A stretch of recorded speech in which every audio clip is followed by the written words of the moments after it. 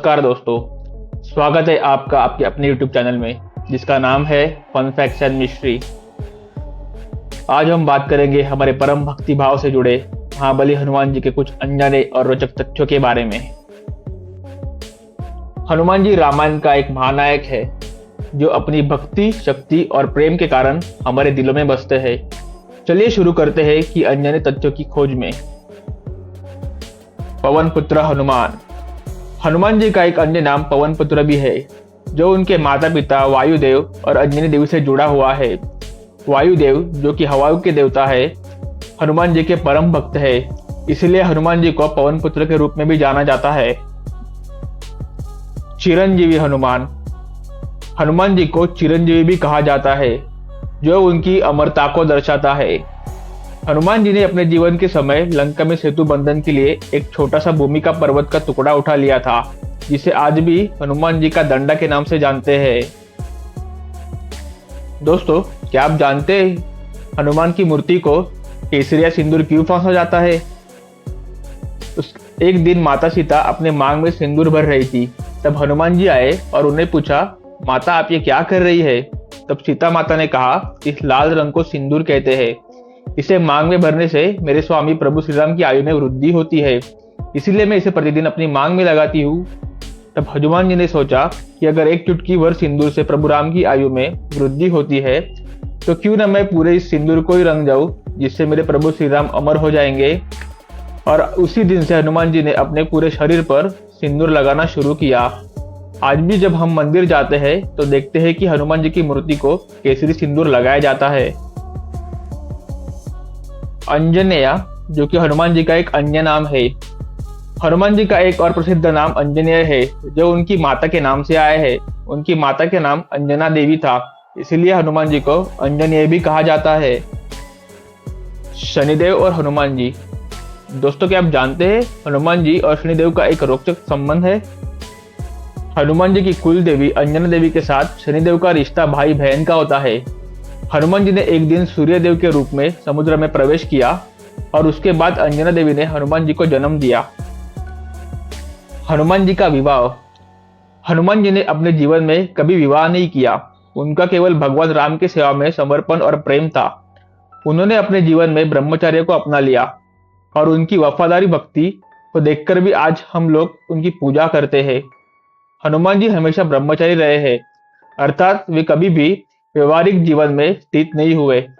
उनका जीवन एक महान भक्ति भाव और वैराग्य के उदाहरण है, जो उन्हें सभी भक्तों के दिल में अमर बना देता है। हनुमान जी और सुरसा। हनुमान जी के वनवास के समय उन्होंने एक राक्षसी से, जिसका नाम सुरसा था, मुकाबला किया था। सुरसा ने हनुमान जी को एक मामूली बंदर समझकर बांधने की कोशिश की, लेकिन हनुमान जी ने अपने रूप बदलकर उस बंधन को ही तोड़ दिया। हनुमान जी और एकलव्य का संबंध। दोस्तों, क्या आप जानते हैं हनुमान जी का एक और रोचक संबंध है जो कि एकलव्य के साथ था। एकलव्य महाभारत के काल में हनुमान जी के बड़े भक्त थे। उन्होंने अपने गुरु द्रोणाचार्य के आदर्श को देखकर हनुमान जी की एक मूर्ति बनाई और उससे पूजा करना शुरू किया। हनुमान जी का अशोक वाटिका प्रवेश। हनुमान जी ने लंका में अशोक वाटिका में सीता माता से मुलाकात की थी। उन्होंने माता सीता को अशोक वाटिका से अशोक सुंदरी के रूप में लेकर अयोध्या को वापस भेजने का वचन दिया। हनुमान जी की इस कृति ने उन्हें रावण के सम्राट भवन से निकलने में मदद की थी। भगवान हनुमान प्रभु श्री राम के अनन्य भक्त है। हम सभी जानते हैं कि पवन पुत्र हनुमान जी बाल ब्रह्मचारी थे। इसी वजह से उनका एक पुत्र होने की बात पर आश्चर्य होना स्वाभाविक है। हालांकि महर्षि वाल्मीकि के रामायण के अनुसार यह बताया गया है कि भगवान हनुमान का एक पुत्र भी था। वाल्मीकि रामायण में इससे संबंधित एक प्रसंग का वर्णन भी मिलता है। आइए देखते हैं इससे जुड़ी कथा के बारे में। जब पाताल लोक के असुरराज ऐरावत ने अपने भाई रावण के कहने पर प्रभु राम और लक्ष्मण को बंदी बना लिया था, वह प्रभु राम और लक्ष्मण को पाताल लोक लेकर चला गया था। तब हनुमान जी प्रभु राम और लक्ष्मण को खोजते हुए पाताल लोक पहुंच गए। वहां उन्होंने अपने जैसे पहरेदार को देखकर अचंभित हो गए। हनुमान जी की तरह दिखाई देने वाला यह पहरेदार मकरध्वज था, जिसने स्वयं को हनुमान जी का पुत्र बताया। हनुमान जी ने इस बात को मानने को तैयार ही नहीं हुए, तो मकरध्वज ने अपनी उत्पत्ति की कथाई सुनाई। मकरध्वज ने हनुमान जी से बोला कि आप जब माता सीता की खोज में लंका पहुंचे, आपको मेघनाद द्वारा पकड़कर रावण के दरबार में प्रस्तुत किया गया। वहां पर रावण ने आपकी पूंछ में आग लगवा दी थी, जिसके बाद आप अपनी जलती पूंछ को आग बुझाने के लिए समुद्र तट पर पहुंच गए। आग बुझाते हुए आपके पसीने की एक बूंद पानी में टपकी, जिसे एक बड़ी मछली ने पी लिया।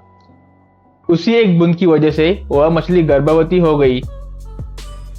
एक दिन पाताल के असुरराज ऐरावत के सेवकों ने खाने के लिए उस मछली को पकड़ लिया, लेकिन जब उसका पेट चीर रहे थे, तभी उसमें से वानर की आकृति का एक मनुष्य निकला, जो कि मैं था। सेवक बालक को ऐरावत के पास लेकर गए। ऐरावत ने मुझे पातालपुरी का रक्षक नियुक्त कर दिया, और मैं ही हूँ जो मकरध्वज के नाम से प्रसिद्ध हुआ। हनुमान जी ने ऐरावत का वध कर प्रभु श्री राम और लक्ष्मण को मुक्त कराया। इसके बाद उन्होंने अपने पुत्र मकरध्वज को पाताल लोक का राजा नियुक्त कर दिया। हनुमान जी ने मकरध्वज को धर्म के मार्ग चलने पर प्रेरणा दे दी। तो दोस्तों, ये थे कुछ रोचक और अनजाने तथ्य हनुमान जी के जीवन से जुड़े हुए। भगवान हनुमान हम सबको शक्ति और भक्ति का प्रदर्शन करते रहे। जय हनुमान। अगर ये वीडियो आपको अच्छा लगा हो तो इस वीडियो को लाइक कीजिए, चैनल को सब्सक्राइब कीजिए और कमेंट में जय हनुमान लिख दीजिए।